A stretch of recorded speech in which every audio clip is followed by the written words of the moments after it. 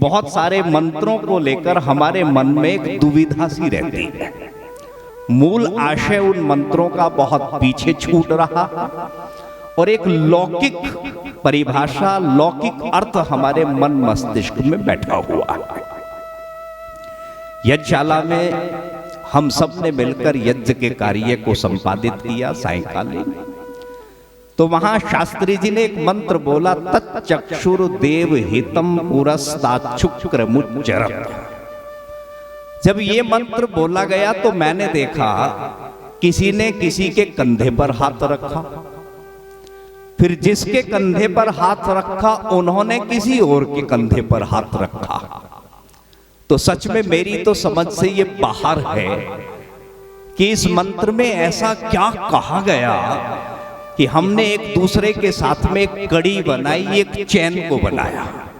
ये मैं बाद में आपसे समझूं, क्योंकि उपदेशक केवल उपदेश करने के लिए नहीं होता, अपितु उपदेशक का एक कर्तव्य और है, वो अपने श्रोताओं से भी कुछ सीखता हुआ चले। तो इसी मंत्र को आगे बढ़ाता हूं और आपको मैं उम्मीद करूंगा अच्छा भी लगेगा और लंबे समय तक आप याद रखेंगे। तो इस मंत्र के दो भाग हैं, जिसे हम कह सकते हैं एक पूर्वार्ध है, एक उत्तरार्ध है। मंत्र क्या है, मैं मंत्र का अन्वय करके बता रहा हूं और अन्वय करने से पहले एक प्रश्न छोड़ता हूं आपके लिए कि आप मानो किसी पौधे के ऊपर बाहर से लाके कोई फूल टांक दो, क्या संभावना है कि इस पौधे पर बाहर से लाया हुआ फूल टांकने के बाद ये सुगंधि को देगा, बढ़ाएगा, पुष्पित होगा, पल्लवित होगा? तो आप सब इस बात से इत्तेफाक नहीं रखेंगे, सामूहिक रूप से अब सब कह उठेंगे कि आचार्य जी ये संभव नहीं है, ये फूल इस पौधे पर बाहर से लाकर लगाया हुआ कभी भी ग्रोथ नहीं करेगा। फिर फूल ग्रोथ कब करता है? ये उस पौधे की आंतरिक जटिल संरचना का परिणाम होता है कि उसी पौधे पर एक कली आए, कली आने के बाद में वो फूल बने, वो फूल विकसित होने के बाद फिर सुगंधि को देता है, वो पल्लवित होता है। आप इस बात को जानते हैं। और इस मंत्र में कुछ यही तो कहा गया है जो हमारी सोच से अब तक मुझे लगता है बड़ा दूर दूर है, और आपको भी लग रहा होगा कुछ विचित्र सुनने को मिलने वाला है। हाँ, विचित्र ही सुनने को मिलने वाला है। अभी तक हमें ये बड़ी खुशफहमी रही या गलत फहमी रही कि विद्यार्थियों को पढ़ाने वाले जो अध्यापक हैं, ये अध्यापक कहीं बाहर से ज्ञान को लाकर बच्चों के मन मस्तिष्क में नहीं डालते। कुछ लोगों का ऐसा मानना हो सकता कि गुरुजी ने इस ज्ञान को कहीं बाहर से लिया, कहीं बाहर से लाने के बाद बच्चों के मन मस्तिष्क में आरोपित कर दिया। ऐसा बिल्कुल भी नहीं है, बल्कि सत्य ये है कि वो ज्ञान उस बच्चे के, उस विद्यार्थी के मन मस्तिष्क में बीज रूप में है, और इस विद्यार्थी ने मानो इस बीज रूपी ज्ञान को बाहर निकाल दिया है, बिल्कुल इस तरह से जैसे माचिस की तिल्ली में अग्नि है, लेकिन इस माचिस की तिल्ली को जब तक हम रगड़ेंगे नहीं तब तक इसकी अग्नि को बाहर नहीं लाया जा सकता है। तो मंत्र यही कह रहा है। मंत्र ने कहा कि तत्चक्षु, सबसे पहले आया है तत्। तत् का मतलब क्या है मंत्री जी? तत् का मतलब है वह। तत् एक उपमा सूचक शब्द है। तत् कहते हैं उसको। किसको कहते हैं? ईश्वर। यहां से थोड़ी सी चर्चा और आगे बढ़ाऊं, आपको अच्छा लगेगा। ये फोन तो अगर बंद कर दे तो बहुत अच्छा, मैंने सबसे पहले किया है। ईश्वर के विषय में आप बहुत सारी गंभीर चर्चाओं को सुनते हैं, लंबे चौड़े व्याख्यान को सुनते हैं, और ईश्वर की लंबी चौड़ी व्याख्याओं को सुनने के बाद भी यदि मेरे जीवन में शुचिता नहीं है, मेरे जीवन में पवित्रता नहीं है, मेरे कर्मों में शुद्धता नहीं है, तो मेरा मानना है कि उस ईश्वर की ऐसी व्याख्याओं को सुनने का कोई लाभ नहीं है। तो ईश्वर किसे कहते हैं? एक वो डेफिनेशन बता रहा हूं जिसे आप अपने मन मस्तिष्क में रख सकते हैं और व्यवहारिक जीवन में पग पग पर उसका लाभ ले सकते हैं। लिख लो, ईश और वर। ईश्वर। ईश किसे कहा? ईश कहते हैं शासक को और वर कहते हैं श्रेष्ठ को। तो ईश्वर का समझ में आने वाला अर्थ बनेगा इस संसार का श्रेष्ठ शासक, अर्थात इस संसार में शासक तो बहुत हैं, सबके अपने अलग अलग शासन हैं, सबकी अपनी अलग अलग सत्ताएं हैं, लेकिन ये सारे शासक एक शासकेश्वर के आगे मानो विवश हैं। एक दिन ये अपनी सत्ता को, अपने शासन को छोड़ने के लिए विवश हो जाते हैं। उस सुप्रीम पावर को, उस सत्ता को, उस शक्ति को कहा है ईश्वर। ठीक है जी, ये बात समझ में आई? कैसे वो शासक है? आप जानते हैं इस संसार में प्रत्येक दिन न जाने कितने मनुष्यों का जन्म होता है, कितने बच्चे जन्म लेते हैं। तो एक दिन में न जाने कितने लोग मृत्यु का ग्रास बनते हैं। वो बच्चे भी हैं, वो जवान भी हैं, वो बूढ़े भी हैं। और आपको पता है कि ईश्वर की ये सृष्टि बहुमूल्य खजानों से, रत्नों से भरी हुई है। यहाँ सोना भी है, चांदी भी है, हीरा भी है, न जाने कितने बेशकीमती यहाँ रत्न भरे पड़े हैं। और परमात्मा ने इनकी रक्षा सुरक्षा के लिए प्रधान जी एक भी चौकीदार को अपॉइंट नहीं किया है। और क्या मजाल किसी की कि यहां से प्रभु के खजाने से एक चौकीदार नहीं है चौकीदारा करने वाला, फिर भी ले जाने वाला आज तक एक सुई भी ले जा सके।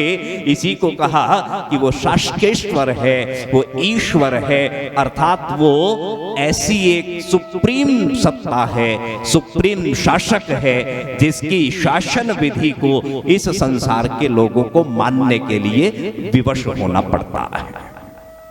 एक और उदाहरण देता हूं, अच्छे से समझ में आया। आप रोटी खाते हैं, सब खाते हैं, रोटी नहीं खाएंगे तो जिएंगे कैसे? रोटी आपकी थाली में सज के आई, ये आपके विवेक के ऊपर निर्भर करता है कि इस रोटी के टुकड़े को आप बड़ा लेते हैं या छोटा लेते हैं। क्यों जी? तो मेरे ऊपर निर्भर करेगा, मैं मोटा टुकड़ा तोड़ सकता हूं या छोटा टुकड़ा भी तोड़ सकता हूं। और ये भी मेरे विवेक के ऊपर ही निर्भर करेगा कि इस छोटे या बड़े टुकड़े को मुख में डालने के बाद मैं बहुत ज्यादा देर तक इसे चबाऊंगा या कम चबा के अंदर ले लूंगा। ये भी मेरे विवेक के ऊपर करता है। बहुत सारे लोग 32 बार चबाते हैं, उस सिद्धांत को मानते हैं, ज्यादा भी चबाते हैं, तो कुछ लोग बहुत कम चबा के अंदर डाल देते हैं। यहां तक आपका वश चलता है। लेकिन जैसे ही आपने इस टुकड़े को गले से नीचे उतारा और नीचे उतारने के बाद आपको आभास हुआ नहीं कुछ गलत चला गया है, जैसे ही ये टुकड़ा गले से नीचे गया और आपका पाचन तंत्र जब एक्टिव होता है, डाइजेशन सिस्टम एक्टिव होता है, और अब आप चाहें कि ये वापस आ जाए, पाचन तंत्र की क्रिया वहीं रुक जाए, अब समझ लेना ये व्यवस्था आपके हाथ की नहीं रही है। यहां आप विवश हो जाते हैं और इस व्यवस्था को संसार के समस्त प्राणियों में एक प्रकार से चलाने वाली जो सत्ता है, शास्त्री जी उसे को क्या कहा है? ईश्वर। समझ में आया? आने वाली बात भी। तो यहां इसके ईश्वर के लिए जो शब्द आया है वो आया है अगला शब्द आया है चक्षु। चक्षु का सामान्य अर्थ जो हमने लिया, या जो अब तक हमारी समझ में बैठा। चक्षु का मतलब हम समझते हैं आंख, और आंख का कार्य होता है देखना। लेकिन यहां केवल आंख और देखना इस शब्द का अर्थ नहीं है। यहां तत्व के साथ चक्षु जुड़ा और बना तत्व चक्षु, अर्थात वह अदृश्य परोक्ष किंतु दूरदर्शी परमात्मा, जो परोक्ष है, दिखता नहीं है, अदृश्य है, लेकिन जो दूरदर्शी है, अर्थात वो दूर तक की जानता है। किस जीव को कैसा शरीर देना है, किसको कितना विकास करना है, किसका हित कहां क्या देने में है, ये परमात्मा बड़े अच्छे से जानता है। इसलिए उसके लिए कहा तत्चक्षु। अगला शब्द क्या है? पुरस्तात् देवहितम शुक्रम उच्चरत। मैंने इसका अन्वय कर दिया है जी। हाँ, देवहितम भी बोला मैंने। तो तत्चक्षु पुरस्तात् अर्थात वह ईश्वर जो दूरदर्शी है, परोक्ष है, अदृश्य है, उसने पुरस्तात् अर्थात बहुत पहले ही, पुरस्तात् का मतलब है बहुत पहले, देवहितम अर्थात दिव्य शक्तियों को, शुक्रम अर्थात बीज रूप में, उच्चरत अर्थात हमारे मन में, हमारे हृदय में डाल दिया है। तो मंत्र का जो पूर्वार्ध है वो कुछ कुछ समझ में आया। उस दूरदर्शी परमात्मा ने अनेकों दिव्य शक्तियों को बीज रूप में बहुत पहले ही हमें दे रखा है। मंत्र का पहला भाग ये है। और इस मंत्र की जब हम व्याख्या यहां से शुरू करेंगे तो आपकी समझ में आना चाहिए कि इस मंत्र का आशय जो है वो क्या है, कि इतना तो परमात्मा से मिला, और इतना मिलने के बाद हम आगे उसे कैसे चलाएं, आगे उसे कैसे बढ़ाएं, इस मिले हुए से अपने जीवन का कितना विकास करें, ये हमारा कर्तव्य कर्म है। यानी परमात्मा ने हमें इतना तो दिया। अब आप कहेंगे कितना दिया? देखो, ध्यान देना, उस कारुणिक परमात्मा ने देने में कोई कसर नहीं करी है। एक मैं पंक्ति बोलता हूं और अपेक्षा करता हूं आपकी समझ में आएगी। भीखा भूखा कोई नहीं, सबकी गुदड़ी लाल। क्या कहा? भीखा भूखा कोई नहीं, सबकी गुदड़ी लाल, और गांठ खोल देखे नहीं, तासों फिरे कंगाल। यानी परमात्मा ने देने में कोई कोर कसर नहीं करी है, कोई किसी तरह का पक्षपात नहीं किया है। और मैं चिंतन करता हूं, कई बार बहुत गंभीरता से सोचता हूं इस बात को, कि कम से कम दो चीजें तो परमात्मा ने मुक्त हाथ से समस्त जीवों के लिए लुटाई है। वो दो चीजें कौन सी हैं? एक तो श्रम का सामर्थ्य, और दूसरा समय का अनुदान। इस संसार में कितना ही कोई गरीब व्यक्ति हो, तो इस संसार का कितना ही कोई अमीर व्यक्ति हो, ध्यान देना इस बात का कि परमात्मा ने 24 घंटे से 1 सेकंड भी किसी को न ज्यादा दिया है और न कम दिया है। और किसी संसार के बहुत बड़े धनिक व्यक्ति ने एक बात कही थी कि ये कोई बुरी बात नहीं है कि मनुष्य मां के पेट से गरीब पैदा हो, इसमें उसका कोई दोष नहीं है। इस संसार में मां के पेट से वो गरीब होके आया है, या गरीब मां से उसने जन्म लिया है, इसमें उसका दोष नहीं है। लेकिन यदि वो गरीब ही मरता है तो समझ लेना उसका बहुत बड़ा दोष है। इसलिए परमात्मा ने श्रम करने का सामर्थ्य, अर्थात हाथ पैरों में शक्ति सबको दी, मानसिक बल भी सबको दिया। वाक्बल यानी वाणी का माधुर्यता भी सबको दिया है, और परमात्मा ने आत्मिक बल बढ़ाने का सामर्थ्य भी सबको दिया है। यदि हम चाहें तो इन सारे बलों को प्राप्त करके बढ़ा के इस संसार में सफलतम मनुष्य की श्रेणी में खड़े हो सकते हैं। और इतना पाने के बाद भी, इतना सब कुछ प्राप्त होने के बाद भी यदि हम इन्हें विकसित नहीं करते हैं, इनका विकास नहीं करते हैं, इस प्राप्त हुए का सदुपयोग नहीं करते हैं, उसे नहीं समझ पाते हैं और गरीब के गरीब होके मर जाते हैं, तो ध्यान देना फिर परमात्मा को दोष देने वाली कोई बात नहीं है, इसमें दोष स्वयं मेरा होगा। तो मंत्र का पहला भाग कुछ कुछ समझ में आया और समझ में आएगा। इसमें एक शब्द है शुक्रम। जब ये शुक्र की आप थोड़ी सी व्याख्या सुनेंगे, भाई बीज रूप में कैसे दिया, पता तो लगे ये शुक्र है क्या। क्यों शास्त्री जी, पता तो लगना चाहिए ना ये बीज रूप है क्या। शुक्र का मतलब है बीज या बीज शक्ति, और बीज शक्ति का तात्पर्य क्या है, ध्यान से सुनना ये वाक्य, कि वर्तमान विद्यमान पदार्थ का कितना भाग भविष्य में क्या उत्पन्न कर सकता है। दोबारा सुने, वर्तमान विद्यमान पदार्थ का कितना भाग भविष्य में क्या उत्पन्न कर सकता है।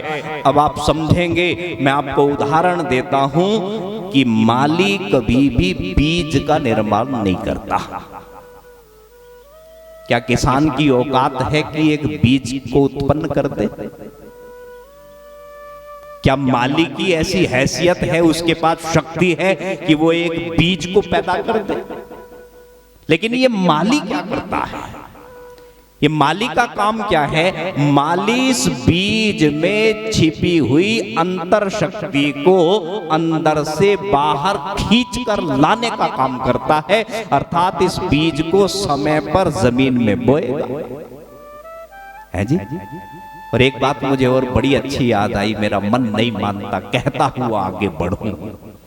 मैं तो कहूं, आप यदि चिंतन सकारात्मक कर लें तो प्रभु की बनाई हुई सृष्टि को यदि आप गंभीरता से देखना शुरू करें, तो मेरा मानना है हर पदार्थ को देखकर आप मानो सर झुकाने के लिए विवश हो जाएं, उसका गुण बखान करने के लिए मजबूर हो जाएं। देखो जी, माली ने बीज को जमीन में रोपा, जमीन में रोपने के बाद यही माली इस बीज को 5-6 दिन बाद में जमीन को खोद के देखने लगे, तो क्या दिखाई देगा? इसे लगेगा ये बीज तो गल गया है, ये बीज तो सड़ गया है। यदि किसी को इस विद्या, इस विधा का ना पता हो तो वो जल्दी से स्वीकार भी नहीं करेगा कि ये गला सड़ा बीज अब कुछ हैसियत भी रखता है, कुछ शक्ति भी रखता है। लेकिन ईश्वर की व्यवस्था के आगे नतमस्तक होने के लिए कैसे हम विवश हो जाते हैं, ध्यान से सुनना। यही गला सड़ा बीज जो पहले अपने वजूद, अपने अस्तित्व को खत्म करता है, और उसके बाद इसमें से एक बहुत कोमल सा, नाजुक सा, एक कोपल जिसे कहते हैं, अंकुर निकलता है। और आप जानते हैं साहब, जमीन की छाती कितनी कठोर होती है, और इस नाजुक से कोमल से कोपल की हैसियत क्या है, इस अंकुर की हैसियत क्या है, और कैसी व्यवस्था उस ईश्वर की है कि ये बहुत नाजुक सा, कोमल सा अंकुर कठोर धरती की छाती को फाड़कर बाहर निकल जाता है।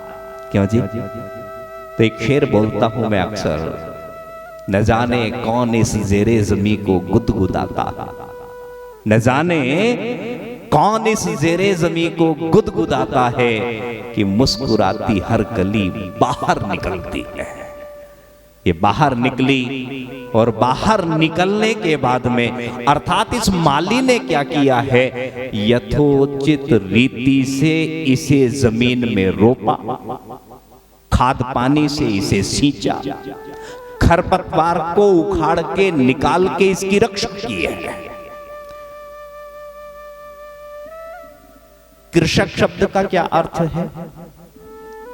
कृषक, आप कहेंगे किसान।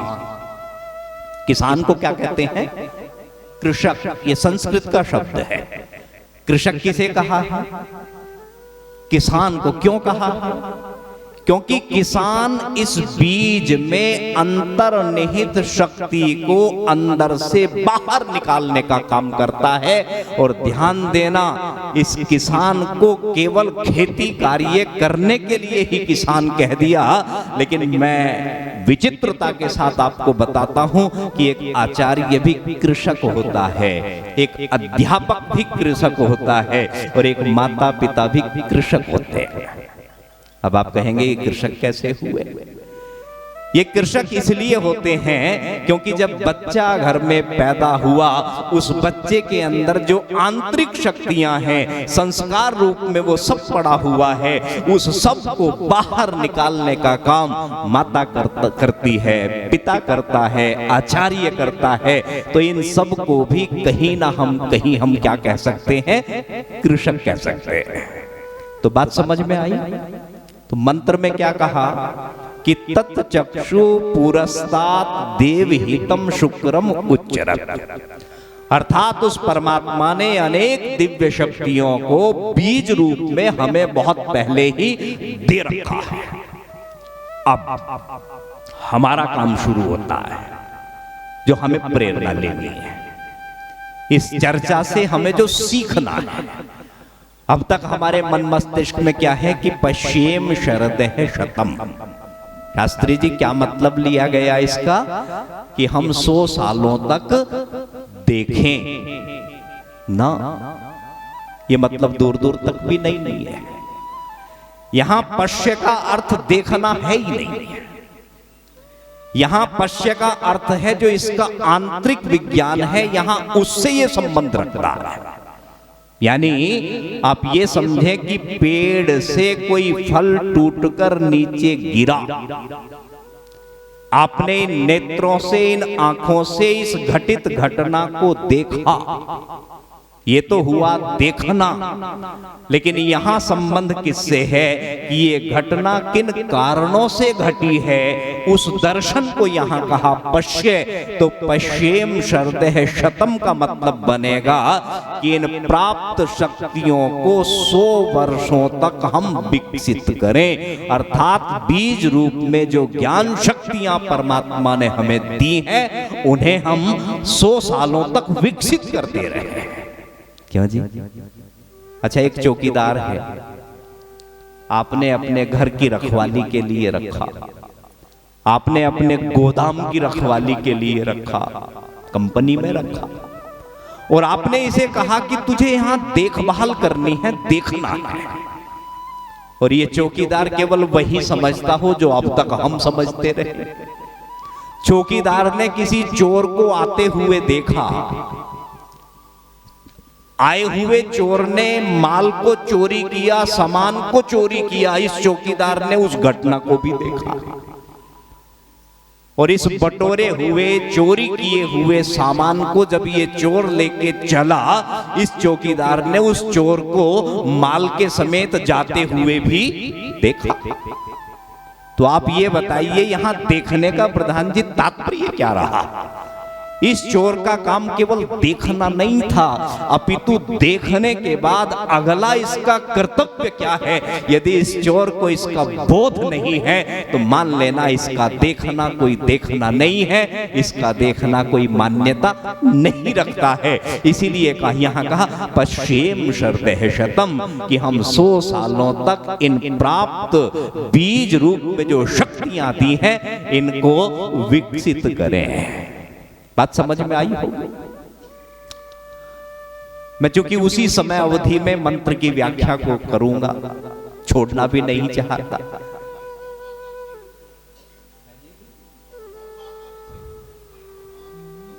— 110 तक रख देते तो प्रश्न होता जी 110 तक क्यों रखा? कहा ना, मंत्र में कहा भूयश्च शरदः शतात्। इस समस्या का एक औसत आयु को 100 वर्ष का मानना, जैसे एक ओवरऑल एवरेज निकलता है, तो वेद में भी मनुष्य की आयु को 100 वर्ष का औसतन मान लिया, लेकिन फीता नहीं गिरा। ऐसा नहीं है कि वहां फाइनल हो गया जी 100 साल तक ही है। तो वेद ने सबसे आखिर में कहा भूयश्च शरदः शतात्, यदि 100 वर्ष से ज्यादा आयु भी प्राप्त होती है, 105 या 110 भी प्राप्त होती है, तो भी हमारा यही कर्तव्य बना रहेगा। ठीक है जी, ये तो समाधान हो गया। चलिए अगली वाक्य पे चलें। अगला वाक्य क्या है? जीवेद शरदः शतम्। और इसका मतलब क्या हमने समझा? कि हम 100 साल तक जिए, जीते रहे, खाते रहे, पीते रहे, सोते रहे, एंजॉय करते रहे, और स्वस्थ और मस्त रह के बिना आत्मा को जाने, बिना परमात्मा को जाने, बिना कर्म की फिलॉसफी को जाने, और केवल 100 साल तक आलीशान जीवन जी के चले जाएं, तो वेद ने कहा कि नहीं, ये दृष्टिकोण उत्तम नहीं है। ये जीना वेद की दृष्टि में जीना नहीं है। इस बात से तो आप भी इत्तेफाक रखेंगे, इस बात से तो आप भी मेरी निसंदेह कहीं ना कहीं समर्थन करेंगे। अथर्ववेद में एक मंत्र आता है, इस बात को रोक के मैं एक बात कहूं। एक प्रश्न हुआ कि भैया कमाते क्यों हैं? तो इस प्रश्न का बड़ा सीधा सरल सा उत्तर है, सब खाने के लिए कमाते हैं। अगला प्रश्न हुआ कि खाते क्यों हैं? तो इस प्रश्न का भी उत्तर आपकी समझ में आता है, और यही निकलता है कि जीने के लिए खाते हैं, नहीं खाएंगे तो जिएंगे कैसे? फिर एक अगला महत्वपूर्ण प्रश्न उछला, और वो प्रश्न बना है कि जीते क्यों? अब यहां इसका जवाब तुरंत नहीं मिलता है। यहां कहीं ना कहीं एक संशय के बादल खड़े करता है ये उत्तर, और कहीं ना कहीं हम निश्चिंत होकर जवाब नहीं देते कि साहब इसलिए जीते।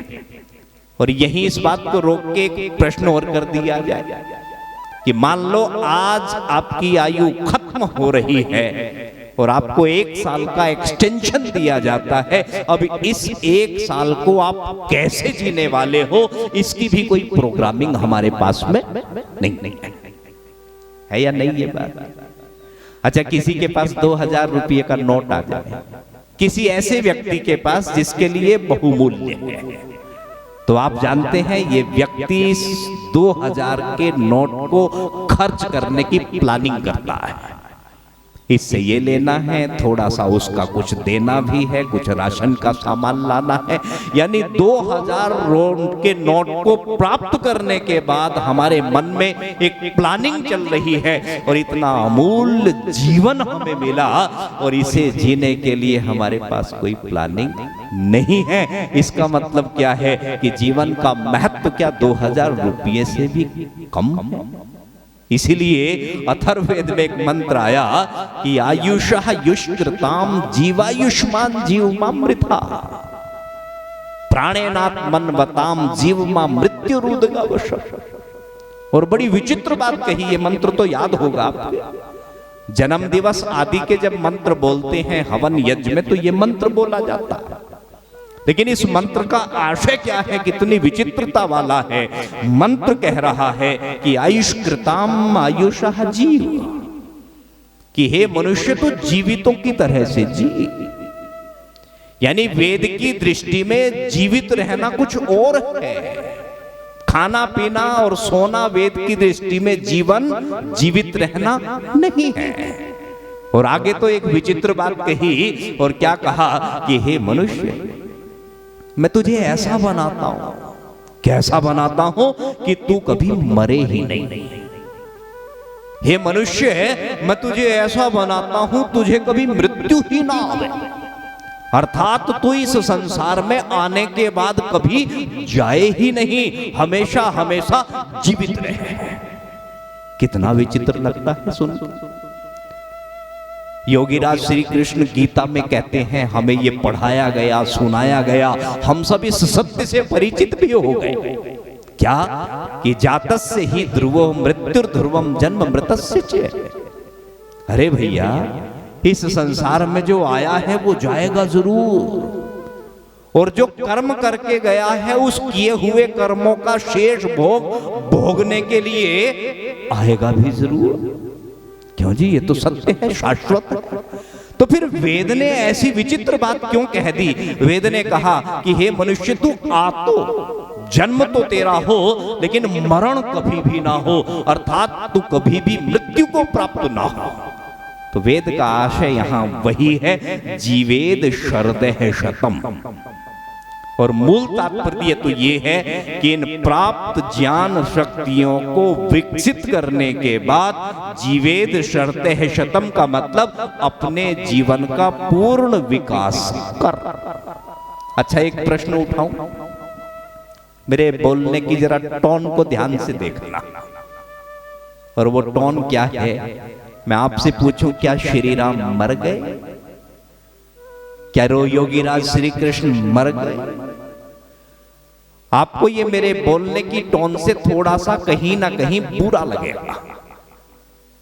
अरे, जिन्हें हम मर्यादा पुरुषोत्तम कहते हैं, जिनके हम जयकारे करते हैं, जो भगवान के रूप में हमारे मंदिरों घरों में पूजे जाते हैं, उनके लिए ऐसे शब्द आचार्य जी इस तरह से आप इस लहजे में कैसे बात कर सकते हैं? तो आपने कहा कि नहीं, श्री राम श्री कृष्ण अनेकों अनेकों महापुरुष जो लाखों लाखों हजारों हजारों वर्ष पहले शरीर इस संसार में आए, लेकिन आने के बाद भी जिनका भौतिक शरीर तो इस संसार में नहीं है, लेकिन उनके कर्म इतने महान हुए, उनके आदर्श इतने ऊंचे हुए, उन्होंने इतने ऊंचे आयाम इस संसार में स्थापित किए कि उनका यश रूपी शरीर इस संसार में सदा सदा बना रहेगा, अर्थात वो लोग हमारे हृदय में सदा जीवित रहेंगे।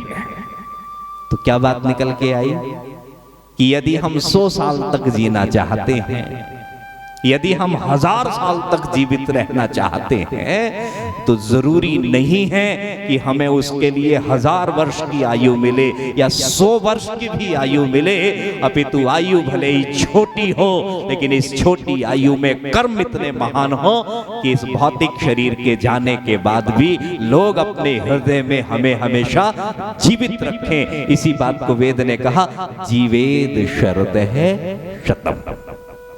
व्याख्या और भी हो सकती है, बात यही खत्म नहीं हुई। जो प्राप्त ज्ञान शक्तियां हैं, बीज रूप में हैं, उन्हें विकसित करने के बाद अपने जीवन का संपूर्ण विकास करना। लेकिन इस बात को मैं उठाऊंगा नहीं। अगले वाक्य पे आते हैं। अगला वाक्य क्या है? शृणुयाम शरदह शतम। और इसका मतलब क्या लिया सामान्यतः? कि हम 100 सालों तक सुने, मधुर संगीत सुने, किसी की बकवास सुने, गाने बजाने सुनते रहें। यहां सुनने का तात्पर्य क्या? शृणुयाम का तात्पर्य क्या है? यहां शृणुयाम का तात्पर्य है कि हम 100 वर्षों तक वेद की ऋचाओं को सुने, वेद मंत्रों को सुने। और सुनने का तात्पर्य केवल सुनने से नहीं है। अब मैं ये जो हमारी रिकॉर्डिंग कर रहे हैं, क्या नाम है, हर्षित आर्य जी, अब मैं इनसे कहूं कि भैया मुझे प्यास लगी है, एक गिलास पानी ले आओ। मैंने मुख से कहा, इन्होंने कानों से सुना, पानी नहीं आया। मैंने दोबारा कहा, भैया मेरा गला सूख रहा है, एक गिलास पानी ले आओ। आपने कहा कि हाँ आचार्य जी मैंने सुन लिया। नहीं पानी आया। विवश होके पुनः मैंने इनसे कहा कि हर्षित जी एक गिलास पानी ले आओ ना, और आप फिर कह उठे आचार्य जी मैंने सुन तो लिया है। तो ध्यान देना, यदि सुनने के बाद वो क्रिया नहीं हुई, सुनने के बाद में पानी यदि मूर्त रूप में मेरे पास में नहीं आया, तो सुन लेना कि ऐसा सुनना पूरी तरह से व्यर्थ हो जाएगा। इसीलिए वेद में कहा कि संश्रुतेन गमे मही मां श्रुतेन विराधिषि, कि वेद की जिस कल्याणी वाणी को हमने सुना, ध्यान से सुनना, वेद की जिस कल्याणी वाणी का हमने श्रवण किया कि हे परमात्मा उस वेद की कल्याणी वाणी को हमसे संयुक्त रखना, अर्थात हम उस कल्याणी वाणी के साथ जुड़ जाएं, बंध जाएं। और मां क्या कहा, संश्रुतेन गमे मही मां श्रुतेन विराधिषी, कि हे परमात्मा ऐसी कृपा करना कि वेद की सुनी हुई इन ऋचाओं, वेद से के सुने हुए इन जो मोती जो हमने श्रवण किए हैं, इनसे हम कभी विमुक्त ना हो, अर्थात इनसे कभी दूर ना जाए। तो तात्पर्य समझ में आया, श्रृणुयाम श्रद्धः शतम, अर्थात 100 वर्षों तक हम वेद का स्वाध्याय करें, 100 वर्षों तक हम वेद की कल्याणी वाणी को सुने और सुनने के बाद फिर अपने जीवन का कल्याण करें। प्रब्रवाम श्रद्धः शतम की बात तो बाद में है। अभी एक चर्चा चली, हम बैठे थे, सौमित्र भी, मनोज जी भी और इनके वादक क्या नाम गोविंद जी भी, हर्षित भी, बैठ के यही चर्चा चल रही थी कि किसी के विषय में प्रधान जी ये कहने की कतई आवश्यकता नहीं होती कि ये व्यक्ति बहुत बड़ा विद्वान है ना, किसी के विषय में ये कहने की भी जरूरत नहीं है कि ये बहुत बड़ी विदुषी है, ये बहुत बड़े महात्मा हैं, संत हैं, धर्मात्मा हैं ना।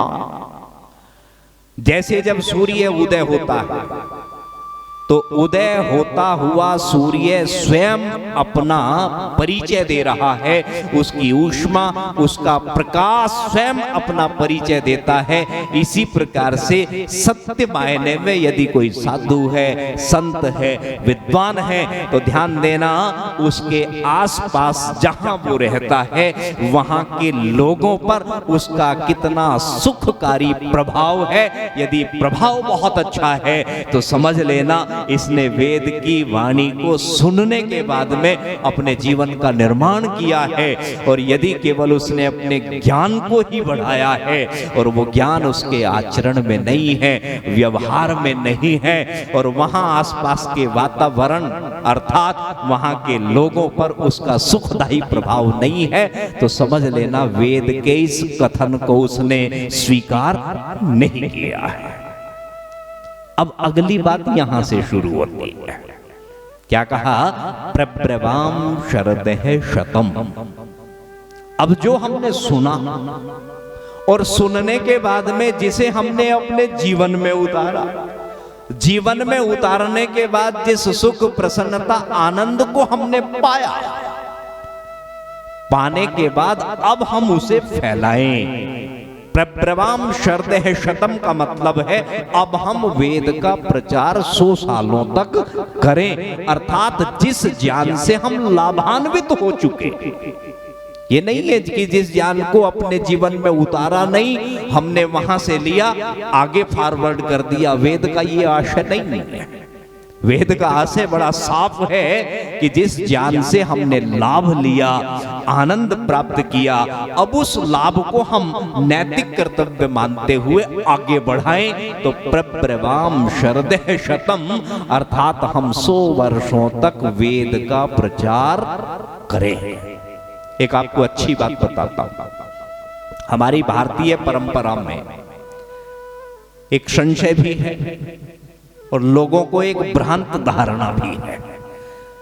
मैं तो ये कहता हूं हमारे मन में प्रश्न कम आते हैं, और मैंने प्रातःकाल भी कहा विद्वान का, उपदेशक का पहला काम ज्ञान देना नहीं होता, पहला काम होता है सुनने वाले के अंदर जिज्ञासा को, जानने की उत्कंठा को पैदा करना। कभी आपने विचार किया कि हम मंदिर में जाते हैं, हम का मतलब लोग मंदिर में जाते हैं, और वो एक नैवेद्य जिसे बोलते हैं, पूजा का थाल जिसे बोलते हैं, उस पूजा की थाली में बहुत सारी चीजें रख के ले जाते हैं मंदिर पर अपने देवता तक चढ़ाने के लिए। ठीक है, ये बात तो हम देखते हैं। कोई फल भी है, कोई मिष्ठान भी है, दूसरी कोई चीज भी है जिसे हम अपने भगवान पर चढ़ाने के लिए लेके चलते। तो हमारी भारतीय परंपरा में आपने देखा होगा कि इस मंदिर जाते हुए व्यक्ति से कोई प्रसाद नहीं मांगता। मंदिर में जा रहा और मंदिर जाते हुए कोई उसे देखे तो प्रसाद ना कोई मांगता, और मंदिर में जाने वाला प्रसाद किसी को देता भी नहीं है। लेकिन देखो एक व्यवस्था कैसी बनी। सत्य को जानने की महती आवश्यकता है कि जैसे ही ये माता, ये भाई, ये बहन मंदिर प्रांगण में जाके अपनी पूजा उपासना से निवृत्त होता है और उसके बाद पूजा पाठ आदि संपन्न हुआ, और जैसे ही मंदिर के दरवाजे से बाहर निकला, सीढ़ी उतरने से पहले इधर उधर दृष्टि करता है कि कोई प्रसाद लेने वाला है या नहीं है, देखता है या नहीं देखता। और प्रसाद लेने वाले भी मानो दोनों हाथ को ऐसे फैला के पंक्तिबद्ध होके खड़े हो जाते हैं कि हाँ हमें प्रसाद चाहिए। आप जानते हैं इसका सत्य क्या है? ये प्रब्रवाम शर्त है शतम। अब आप कहेंगे ये प्रब्रवाम शर्त है शतम कैसे हो गया? क्योंकि दुर्भाग्य से प्रसाद को अब केवल एक खाद्य पदार्थ मान लिया। पदार्थ हमने खाने का भर का मान लिया। उस प्रसाद को देने वाले ने हाथ में कोई खाने की चीज दी, हमने दोनों हाथों से श्रद्धा से उसे स्वीकार किया, ग्रहण किया, हाथ को ऐसे किया, कानों को हाथ लगाया, हाथ जोड़ लिया, हमने मान लिया प्रसाद ग्रहण हो गया। क्या कोई बताएगा प्रसाद शब्द का मूल अर्थ क्या है? हाँ, प्रसन्नता। प्रसाद शब्द का मूल तात्पर्य है आनंद। और मंदिर वो पवित्र स्थान है जहां बैठकर हम प्रभु की, परमात्मा की उपासना करते हैं, उसके सानिध्य को पाते हैं, जहां हम उसकी आराधना करते हैं, जहां उसका हम स्तवन करते हैं। जहां भी करे वही स्थल क्या बनेगा? मंदिर बन जाएगा। तो जिस मंदिर प्रांगण में जाके हमने अपने मन की गुत्थियों को कुछ सुलझाया, ईश्वरीय आनंद को हमने प्राप्त किया, अब ध्यान देना, इस प्राप्त प्रसन्नता को, इस प्राप्त आनंद को हमें अपने पास नहीं रखना। अपने पास नहीं रखना तो भारतीय परंपरा में एक व्यवस्था बनी कि अब हमें प्रसाद वितरण करना है। इस प्रसाद को, इस प्राप्त आनंद को, इस प्राप्त प्रसन्नता को दूसरों को बांटना है। इसी को वेद ने कहा कि प्रब्रवाम शर्त है शतम। जो आपने पाया, जिससे आपका मन आह्लादित हुआ, जिससे आपको सुख मिला, अब इस प्राप्त सुख और आनंद को आपको अपने पास न रख के दूसरों को भी वितरित करना है। और आगे क्या कहा? आगे क्या कहा माता जी? श्रेणुयाम शर्दह शतम प्रब्रवाम शर्दह शतम अदीनः श्याम शर्दह शतम। अब देखो वेद की आज्ञा क्या है। वेद ने कहा कि हम 100 साल तक अदीन होकर जिए। एक शब्द तो है दीन, और दीन के साथ में एक शब्द और जुड़ा हीन, दीनहीन, गया गुजरा। तो वेद ने कहा कि नहीं, जब तक आप जिए आप दीनहीन होकर नहीं जिए, क्योंकि ये जो वसुधा है, ये जो धरा है, ये जो पृथ्वी है, ये दीनहीन के लिए तो बनी ही नहीं है। वीर भोग्या वसुंधरा, ये जो धरती, ये पृथ्वी है, ये वीरों के लिए बनी है, ये विद्वानों के लिए, धनवानों के लिए, बलवानों के लिए बनी है। और संसार के अनेकों उदाहरण हमें ये शिक्षा दे रहे हैं कि कोई गरीब सा हो। बल्कि मैं आपको एक उपमा देता हूं, बहुत क्लियर हो जाएगी बात, और ये उपमा समझ में आनी चाहिए। आप कल्पना करें किसी जंगल, घड़ी पे बार बार निगाह जारी है, समय भी हो गया, कोई बात नहीं, मैं ज्यादा नहीं चलाऊंगा। किसी जंगल में आग लग जाए और यह आग प्रचंड हो जाए, भड़क जाए, और ध्यान देना इस अवस्था में हवा चल जाए, वायु चल जाए, तो आप स्वयं जवाब देना इस बात का, ये वायु इस अग्नि की सखा बनेगी या नहीं बनेगी? इस जंगल में लगी हुई आग को ये वायु इस अग्नि की मित्र बनके उसका साथ देगी और ज्यादा भड़का देगी। ये संसार का नियम है, याद रखना। ठीक है, अग्नि प्रचंड हुई, अग्नि बलवती हुई, अग्नि प्रचंड तेज हुई, हवा का झोंका चला, ये हवा इस प्रचंड अग्नि का सखा बन गया और इसे साथ देके और ज्यादा तेज कर दिया। लेकिन कहीं कोई दिया टिमटिमाता हो और हवा का मामूली सा झोंका उस दिए को स्पर्श करता हुआ गुजर जाए तो ध्यान देना, इस दिए को बढ़ाएगा नहीं, अभी तो इस दिए को बुझा के चला जाएगा। इसलिए संसार का नियम है कि जो बलवान है, जो धनवान है, ये संसार उसी के लिए है। इसीलिए वेद ने कहा, क्या कहा कि अदीना श्याम शरदेह शतम, हम इस संसार में शक्तिशाली बन के जिए, वीर बन के जिए। और बाद में कहा वही बात, भूयश्च शरदेह शता। भाई एक सीमा वेद ने 100 वर्ष की तय की, तो आगे उसमें गुंजाइश भी रखी कि 100 से आगे भी यदि जीवन मिलता है तो भी इसी प्रकार से हमारा जीवन चलता रहे। तो इस मंत्र का मूल आशय आपकी समझ में आया ना जी? परमात्मा ने बीज रूप में अनेकों शक्तियां हमें दी हैं। परमात्मा ने देने में कोई कोताही नहीं करी है, पक्षपात नहीं किया है। इस प्राप्त होने के बाद आपका हमारा नैतिक कर्तव्य बनता है कि मानो एक अपार संभावनाओं की नदी के किनारे परमात्मा ने लाके हमें छोड़ दिया है। अब ये मेरे और आपके विवेक के ऊपर निर्भर करता है कि हम छोटी सी चम्मच लेके खड़े हैं या बहुत बड़ी बाल्टी लेके खड़े हैं। ये हमारे विवेक के ऊपर निर्भर करता है। तो इस वेद मंत्र को लेकर इस समय अवधि में मैंने इस मंत्र को आपके बीच में रखा, बड़े मन से कहा, उससे भी ज्यादा मन से आपने सुना। आप सबका बहुत बहुत हार्दिक आभार।